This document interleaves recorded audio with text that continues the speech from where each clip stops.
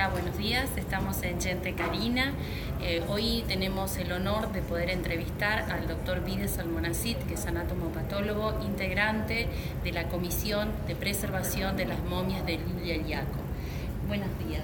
Buenos días. Encantada, un gusto. Muchísimas gracias por recibirnos. No, muy amable ustedes de tener esta inquietud, porque realmente es algo que impacta a la población cuando se profundiza lo que es el hallazgo.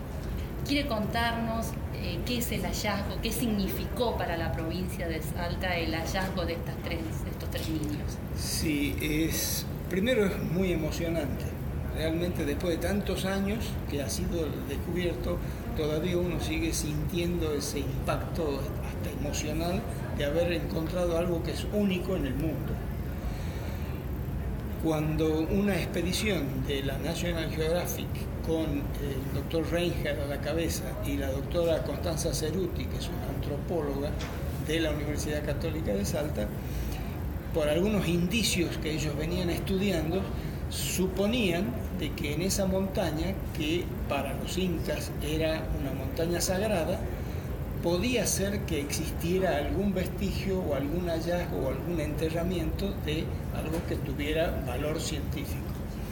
Como estos dos profesionales ya habían visitado otras planicies en donde habían sido saqueadas algunas tumbas por los denominados huaqueros, que son la gente que destruye con dinamita tumbas para eso buscar. Está prohibido, eso, ¿no? Está absolutamente prohibido, es como ir a cazar yacarés en este momento. El objetivo de esa acción es buscar estatuillas de oro, plata, alguna cosa de valor. Para venderlo en el contrabando. Sí. Venderlo en contrabando o venderlo por oro, directamente cambiarlo, y es dinero que tiene mucho valor desde el punto de vista del mineral, pero además desde el punto de vista antropológico. Sí, un valor histórico. Entonces, exactamente. Bueno, en concreto, se llegó a 6.670 y tantos metros, y por un hallazgo fortuito de unas quemaduras que encontraron, porque son montañas, es una montaña, Lilla El Yaco, que está coronada con hielo, pero que nunca llueve, no hay lluvia de agua, sino que hay mucha actividad eléctrica, son tormentas pero eléctricas.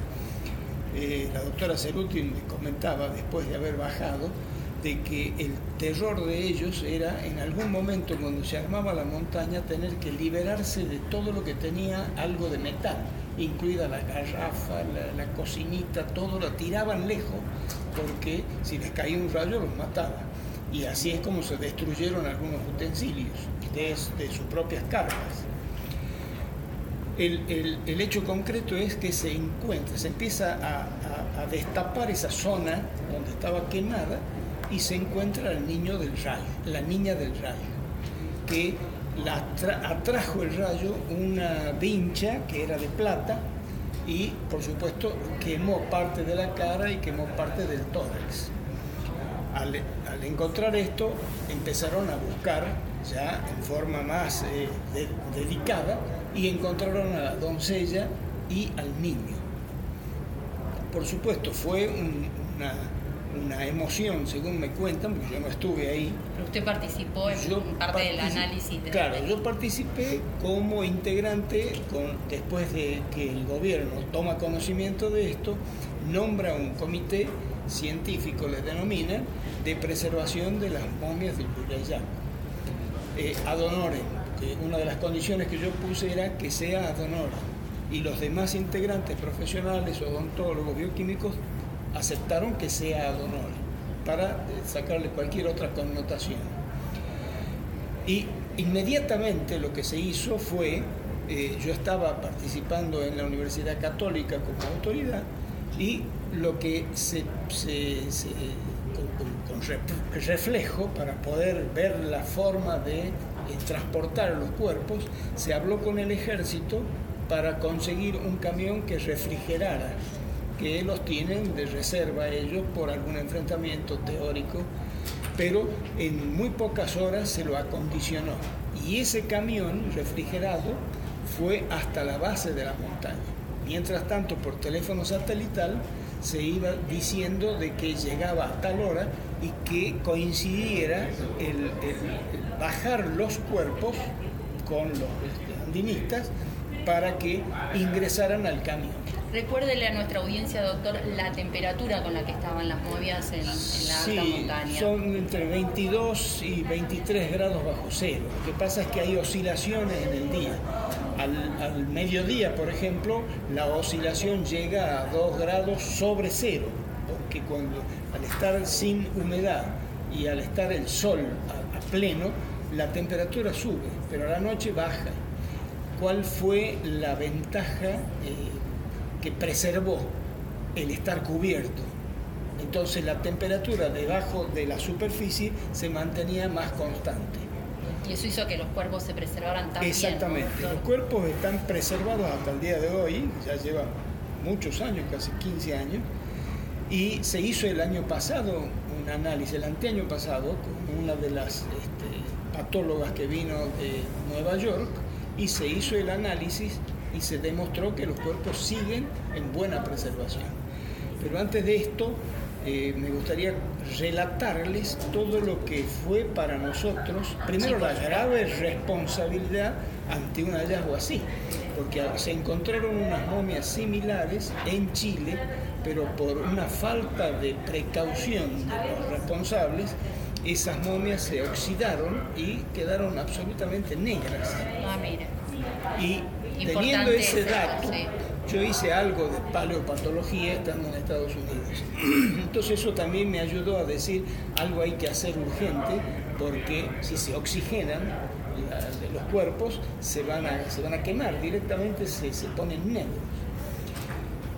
Pero ante una situación así y ante una falta de experiencia total del grupo que fue designado para la preservación, ¿qué se hizo? Yo sugerí buscar a alguien que tenga más experiencia. Y conseguimos el contacto en forma muy pronta de la doctora Angelique Cortals del Museo de Nueva York de Antropología, y a su vez en el Tirol, en el norte de Italia, cerca de los Alpes, hay un instituto de investigaciones antropológicas en donde descansa el hombre de hielo, que tiene 5.000 años de antigüedad. El patólogo que hizo todo el estudio del hombre de hielo es Eduardo Egarter Diegel, con quien me comuniqué yo por correo electrónico y le dije que estábamos ante este hallazgo, tanto a Angelique Cortals como a él, que eran invitados por la provincia a venir y a ayudarnos a ver qué hacíamos con este hallazgo. Mientras tanto, los cuerpos estaban en los freezers, tratando de bajar lo máximo la temperatura. Llegó el tiempo en que vinieron ellos. Cuando estuvieron acá, les planteamos todo lo que habíamos observado nosotros. Y con todos esos datos que ellos habían ya recabado, nos fuimos a la universidad. Y en la universidad sacamos primero a una de los cuerpos, que me gusta llamarle cuerpos congelados, no momias, porque momia es otra cosa. Estos son cuerpos congelados, que cuando uno los ve parece que están dormidos. Totalmente, esa es la impresión. Exactamente, que es lo que impresiona a toda la gente que lo ve. Cuando terminamos, porque teníamos también la emergencia de que no podíamos sacarlo por mucho tiempo. No queríamos que pasen más de 5 o 7 minutos. ¿Por qué? Porque veíamos con las lupas que inmediatamente comenzaban a formarse pequeñas gotitas de humedad. A pesar de que entrábamos con ropa prácticamente de quirófano, todo esterilizado, y con los aire acondicionados bajando la temperatura al máximo, arropados, veíamos que empezaba a hacerse gotitas de humedad. Entonces, ¿qué es lo que más nos impactó? Ellos vieron, observaron, estudiaron, sacaron muchas fotos, tomaron biopsia, entre esas una biopsia que yo tomé de uno del chico que tenía una lesión en el dedo, que está muy bien descrita ahí en el museo. En el museo, que invitamos a todos a recorrer. Que la puedan ver. Y cuando volvimos, guardamos por supuesto el cuerpo y nos vinimos de nuevo al Centro Cultural para seguir en la reunión. Y claro, la expectativa del grupo que estaba acá, a ver qué nos decían ellos. ¿Y saben qué nos dijo? Tanto Angelique como Eduardo, la verdad que no sabemos qué decirles porque es la primera vez que vemos esto en todo el mundo. Entonces no sabemos qué hacer. Y estuvimos trabajando prácticamente 48 horas viendo qué se podía hacer en base a toda la información que podía existir en el mundo con cuerpos congelados en estas condiciones. La verdad que se fueron ellos diciendo que nos iban a enviar mayor cantidad de información a medida que ellos también acapararan información. Fin de la historia. Cuando nos dicen lo que habría que hacer es lograr el mismo ambiente que había en la montaña a los 6.700 metros, nos enviaron desde la National Geographic unos detectores tanto de humedad como de concentración de nitrógeno, concentración de oxígeno, etcétera, temperatura. Nos sugirieron que los enterráramos en el mismo lugar, en la montaña, y que los dejemos que tomen información durante unos 20 días, con memoria. A los 20 días se recuperó eso, se hizo todo un trazado esquemático de cómo iba variando la temperatura, la concentración de nitrógeno, de oxígeno, etc. Para después reproducirlo. Claro, la idea ¿cuál fue? Reproducir eso en forma artificial para poder guardarla y tener la seguridad de que no nos iba a pasar como la momia de Chile. Entonces, todo fue bastante pronto, porque claro, teníamos una gran preocupación de que se nos arruinaran los cuerpos. Entonces se decidió por parte de la provincia hacer un llamado internacional a una licitación para que nos propongan un cilindro o algo que nos permita tener lo mismo que en la montaña, que tenga la concentración de nitrógeno, de oxígeno, de humedad, de temperatura, etc. Pasaron 20 días y no se presentó nadie en el mundo.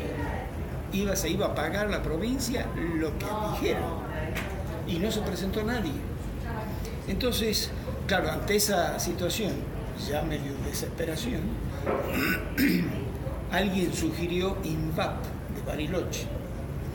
Se vino la gente de INVAP de Bariloche, del instituto de investigaciones que hay, les dimos las indicaciones y ellos nos dijeron que iban a preparar unas cápsulas de acrílico tratando de homologar todo lo que se había informado de estos detectores.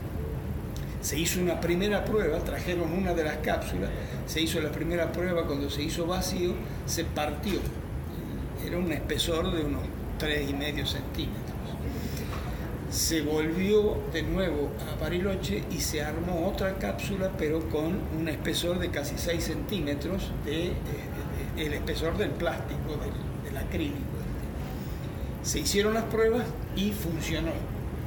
Y ahí fue cuando se pudieron colocar los cuerpos y se los empezó a estudiar en forma permanente, chequeando todo con computadora, de que se mantenía.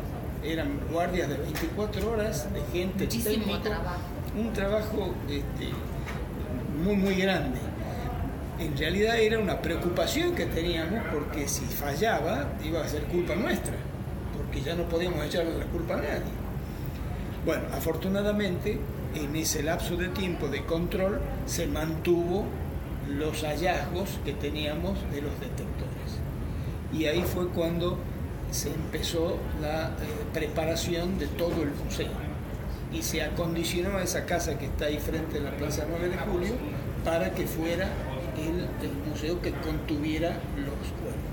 Hay que contarle a nuestra audiencia que en el museo todo lo que se exhibe es original, que no son réplicas. Exactamente. Y que se exhibe solamente de una niña, un niño por vez. Un niño por vez. Se va rotando.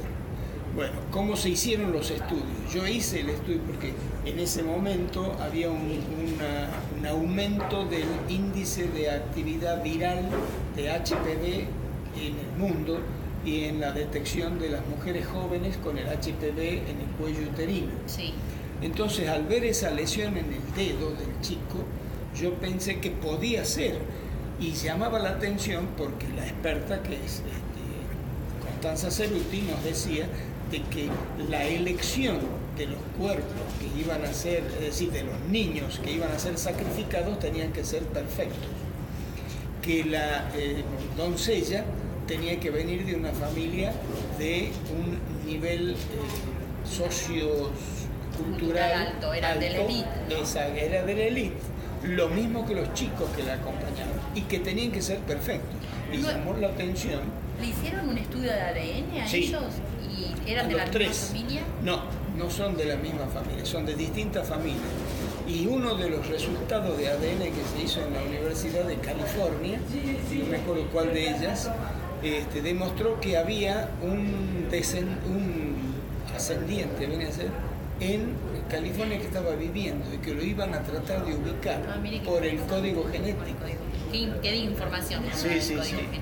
Y cuénteme de la investigación de la muestra que usted tomó. Cuando yo hice por supuesto, tuve que, a pesar de tener formación en paleopatología, yo soy, como usted lo decía, soy anatomopatólogo, pero estando en el Instituto de Patología de las Fuerzas Armadas en Estados Unidos, hice un curso de El saber no ocupa lugar y había la posibilidad de hacerlo. Entonces lo hice y nunca pensé que me podía servir. Entonces ellos tenían una fórmula para rehidratar el tejido. A pesar de que estaba el tejido que parecía un niño dormido, yo tenía mi temor de que pudiera tener alguna alteración en el tejido fibrocolágeno, en el tejido graso, etcétera, por 500 años de antigüedad. Tenían 500 años, que se determinó también por el ADN, se determinó por el carbono y por otros métodos que son mucho más exactos que el carbono 14. ¿Cómo se calculó la edad? Por el estudio de las mandíbulas. Un grupo de odontólogos es el que hizo este tipo de estudio. La cuestión es de que comenzó la exhibición de las momias y en un determinado momento me llega una invitación para 6, 7 años de una universidad en Missouri, en San Luis, Missouri, en Estados Unidos, en donde me preguntaban si yo era, me llegó un correo electrónico, si yo era el patólogo, yo estaba en ese momento como vicedector académico de la Universidad Católica, si yo era el patólogo que había estado en el estudio de las momias y preservación. Les contesto que sí. A la semana siguiente me contestan de que me invitaban a que dé una conferencia en la celebración de los 200 años del Museo de Antropología de San Luis, en Missouri. Entonces lo comento con mi señora y me dice, ¿qué vas a hacer? No, para ir me voy con vos, si no, no me voy. Simple. Entonces contesto, pero dije, ya no me molestan más. A los 3 días, por supuesto les dije, acepto, pero en estas condiciones. Hoy yo, me pagan todo, lógicamente, no cobro los cursos cesantes porque no estamos acostumbrados en Argentina a eso, pero si querían, me cubran el pasaje, la estadía, y a las 48 horas me dijeron sí. Así que tuve que armar, en base al calendario, tenían una serie de actos ellos, y cuando llego, vamos el día de la jornada que tenía que exponer yo, eran exposiciones de 40 minutos, como son los norteamericanos, muy estrictos con los horarios, 40 minutos, 10 minutos de preguntas, terminó eso y viene otro expositor y así van rotando y se va haciendo la celebración de los 200 años. Me llama la atención porque termino la conferencia, 40 minutos, me dije, bueno, 5 minutos, 10 minutos de preguntas. Y empezaron preguntas, y preguntaban. Y pasaron 15 minutos y yo miraba el reloj y digo, algo pasa aquí. Entonces mucho interés en el público. Le digo a una de las asistentes que me traían agua y estaban ahí a disposición. Le digo, ¿qué pasa que no sigue la próxima conferencia? Me dice, no, la doctora que va a hablar de no sé qué tema dijo de que suspende ella su conferencia porque quieren seguir escuchándolo a usted, que siga respondiendo. Al final estuve 40 minutos de exposición y 40 minutos de preguntas del público.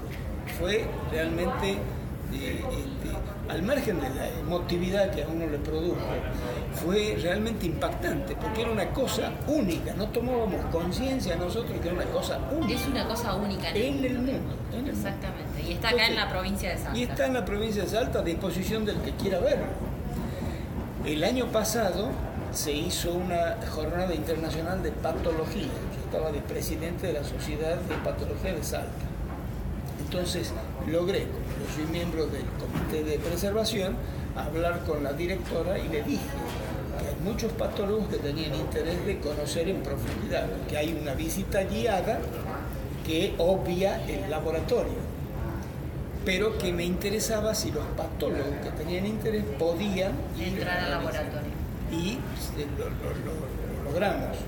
Y entraron al laboratorio los patólogos. El laboratorio que tiene la preservación de los cuerpos que no están en exposición, que siguen investigando, siguen calificando las cosas que se han encontrado, que hay un ajuar, hay estatuillas, ustedes lo deben haber visto, son espectaculares, una cosa que no se puede creer. No, realmente. Hay la plumas, conservación del color. La conservación de la textura, del color, todo como si lo hubieran hecho ayer. Es increíble.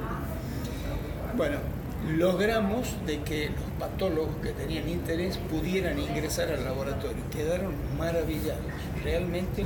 Y como era una jornada internacional, había varios estadounidenses que también entraron y se fueron impactados, porque realmente impacta. Y bueno, eso es un poco el resumen en muy poco tiempo de la experiencia esta que he tenido el privilegio, porque realmente lo noto como un privilegio, de haber podido participar en este hallazgo tan trascendente y extraordinario. Realmente, la verdad que un honor haber podido entrevistarlo. Una última pregunta y quería hacerle si en todos estos estudios que le hicieron, porque sé que le hicieron tomografía, determinaron si los niños tenían alguna enfermedad, eran niños sanos. Eran niños absolutamente sanos. La lesión que encontré en el dedo era una lesión totalmente benigna, reactiva. Es muy posible, se llama granuloma anular desde el punto de vista científico como patólogo, y que puede haber sido la picadura de algún insecto cuando venían desde el lugar primitivo antes de subir a la montaña, porque subiendo a la montaña ya no hay insectos ni nada. Y debe haber sido una picadura que ha hecho la reacción, que se llama granuloma anular, que en el microscopio se ve una lesión que tiene algunas células gigantes, fibroblastos, reactivos, nada más. No era virus, no era HPV. Es más, yo mandé partes de ese fragmento a que me lo estudiaran por PCR, es decir, reacción en cadena de la polimerasa, para ver si es que existía algún otro germen o algún... No se encontró nada más que una reacción del organismo ante la picadura de un insecto. Doctor, la verdad que un placer escucharlo, me quedaría toda la mañana con usted.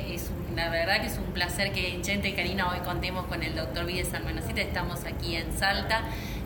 Doctor, si quiere saludar al público, enviarle un mensaje, que aprovechen a visitar Salta y que visiten el Museo de Alta Montaña. Sí, sería interesante porque es algo que impacta. Es más, a raíz de esta exposición que hice en Missouri, mucha gente de Estados Unidos ha venido a ver a las momias. Y tenemos también una migración de gente que viene de Japón, asiáticos, sobre todo japoneses, vienen a verlo a los cuerpos. Y ustedes que están en Argentina, que la tienen más cerca, podrían llegarse y ver, porque es una maravilla que no existe en otra parte del mundo. Y además Salta le ofrece, ustedes pueden haber sido testigos de tener un clima excepcional, una muy buena comida y la gente que es muy cordial, muy agradable. Así que pueden venir y verlo porque es una cosa que les va a marcar va a ser un antes y un después de haber visto eso. Salta la linda, salta que enamora. Salta que enamora. Muchísimas gracias, doctor. Bueno, un placer. muy amable. Muchas gracias. Y la felicito por la inquietud esta, realmente. Realmente la felicito por la inquietud. Muchas gracias.